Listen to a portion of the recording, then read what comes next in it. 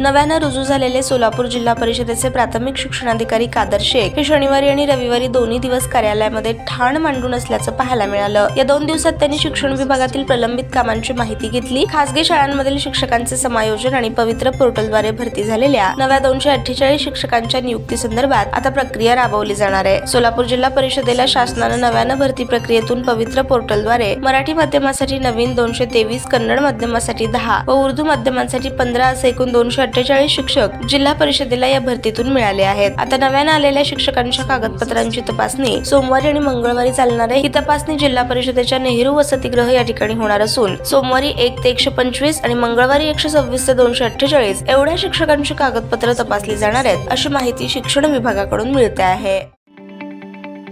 ताज्या बातम्या पाहण्यासाठी प्राईम महाराष्ट्र न्यूज चॅनलला सबस्क्राईब करा।